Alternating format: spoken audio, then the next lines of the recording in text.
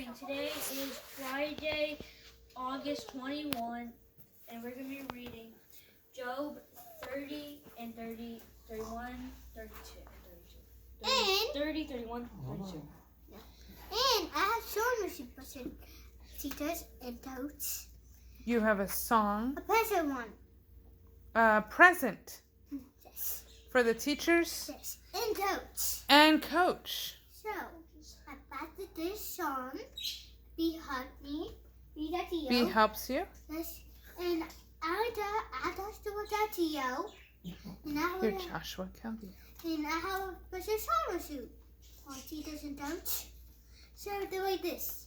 Oh, we got on the Zoom meeting. Oh, the teacher say there's a person. Oh, we do what the teachers did a person. What the teachers and told. Teachers and told. We got on the Zoom meeting. For the teachers to meet us. For the second day, oh, the second day, oh, the second day, oh, we are down on the Zoom meeting and teach. It was a best song. All right. Thank y'all so much for that special. So now that we've sang the present. Yes. Now that you sang, we're going to go ahead and do our Bible reading. Are you ready? He wrote it himself. You're turning your music down? You're shutting it off right now. Okay. You're just putting it at 1? Okay. Find your place. Alright. Chapter 30. But now those who are younger than I mock me, whose fathers I disdain to put with the dogs of my flock. Yes, how does the strength of their hands profit me? Their vigor has perished. For want and famine they gnawed the parched land, fleeing into the wilderness in former time, desolate and waste. Who plucked mallow by the bushes and juniper roots for their food? They were driven out from among men. They shout after them as after a thief. They had to dwell in the rocky riverbeds, in caves of the earth, and in the rocks. Among the bushes they brayed, under the nettles they were gathered together. They were children of fools, yes, children of vile men. They were scourged from the earth. Now I am their taunting song. Yes, I am their byword. They abhor me, they flee far from me. They do not hesitate to spit in my face, because he has loosed my bowstring and afflicted me. They have cast off the bridle before me. At my right hand their brood arises. They push away my feet, and they raise against me their ways of destruction. They tear apart my path. They promote my calamity. They have no helper. They came upon me as a wide breach. With a crash they came. In the desolation they rolled themselves upon me. Terrors are turned on me, they pursue my dignity like the wind. With my help passes away as a cloud. Now my soul is poured out within me. The days of affliction have taken hold of me. My bones are pierced in me at night, and my sinews have no rest. By the great force of my disease, my garment is changed. It binds me about as the collar of my coat.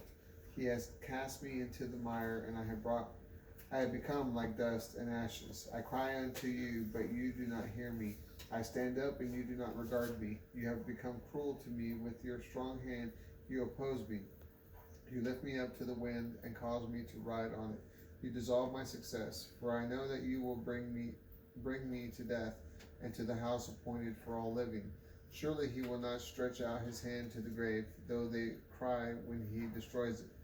Did I not weep for him who was in trouble? Was not my soul grieved for the poor? When I looked for good, then evil disaster came upon me. And when I waited for light, darkness came.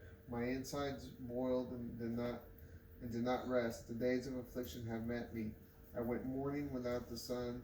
I stood up and I cried in the congregation. I am a brother of jackals and a companion of owls.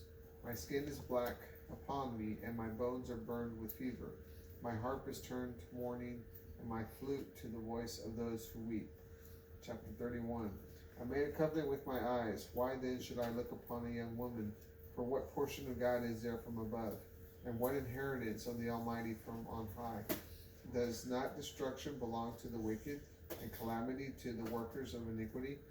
Does he not see my ways and count all my steps? If I have walked in vanity, or if my foot has hurried before deceit, let me be weighed in an even balance, that God may know my integrity. If my step has turned out of path, and my heart has gone gone after my eyes, and if my spot has clung to my hands, then let me sow, but let another eat. Yes, let my offspring be rooted out. If my heart has been deceived by a woman, or if I have laid wait at my neighbor's door, then let my wife grind for another, and let others bow down over her. For this is a heinous crime, yes, it is iniquity to be punished by the judges. For it is a fire that consumes to destruction, and would not root out all my increase, and would root out all my increase. If I have despised the cause of my male or female servant, when they complained against me, what then will I do when God rises up? And when he visits, what will I answer him? Did not he who made me in the womb make him? And did not the same one fashion us in the womb? If I have kept the poor from their desire, or have caused the eyes of the widow to fail, or have eaten my morsel by myself, so that the fatherless could not eat of it. But from my youth he was brought up with me as with a father, and I have guided the widow from my mother's womb.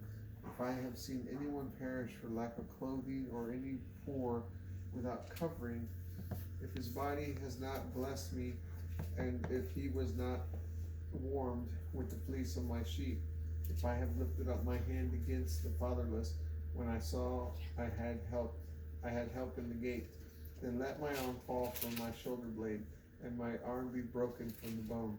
For destruction from God is a terror to me, and because of his highness I cannot endure. If I made gold my hope, or have said to the fine gold, you are my confidence.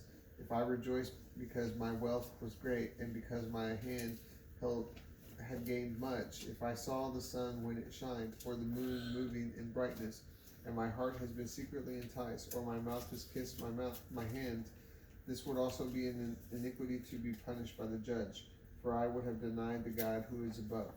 If I rejoiced at the destruction of him who hated me, or lifted me up myself when disaster found him, nor have I allowed my mouth to sin by wishing for a curse on his soul.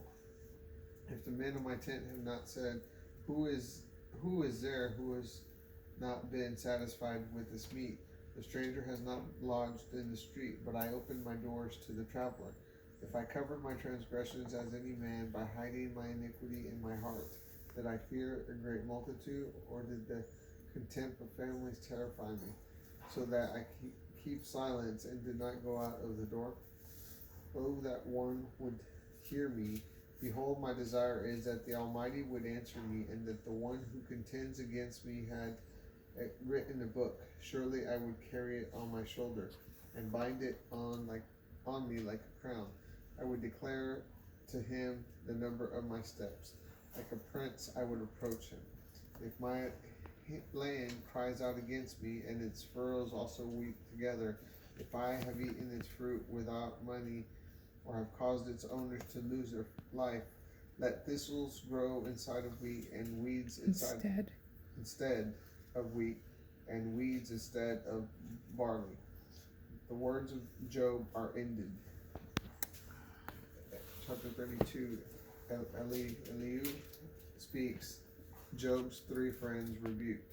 So these three men ceased answering Job because he was righteous in his own eyes. Then the wrath of Elihu, the son of Barachel, the Buzite of his family of Ram, was aroused. His wrath was aroused against Job because he justified himself rather than God. His wrath was aroused also against his 3 friends because they had found no answer and yet had condemned Job.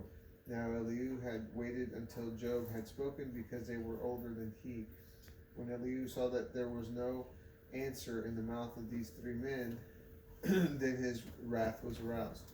Elihu, the son of Barachel, the Buzite, answered, I am young, and you are very old. Therefore I was afraid and dared not show you my opinion. I said, age should speak, a multitude of years should teach wisdom. But there is a spirit in man, and the breath of the Almighty gives him understanding. Great men are not always wise, nor do the aged always understand judgment. Therefore I say, listen to me, I will also declare my opinion. Indeed, I waited for your words, I listened to your reasons while you searched out what to say. Yes, I paid attention to you, and surely none of you convinced Job or answered his words, lest you say, we have found wisdom. God will subdue him, not man. Now he has not directed his words against me, so I will not answer him with their speeches. They are amazed, they answer no more. They cease speaking, and I have waited, for they did not speak, but stood still and answered no more.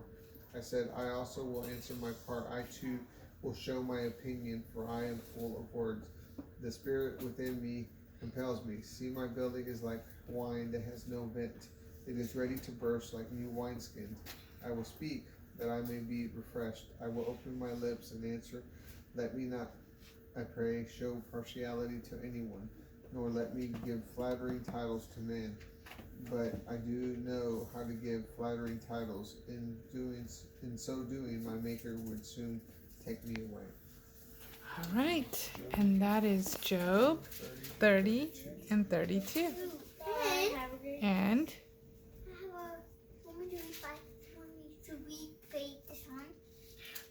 the next go round when we do when we read Galatians.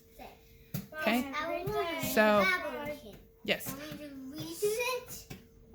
you're gonna do another.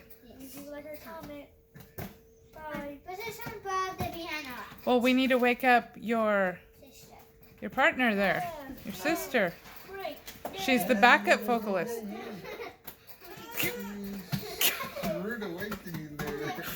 This is what it's like to live with brothers.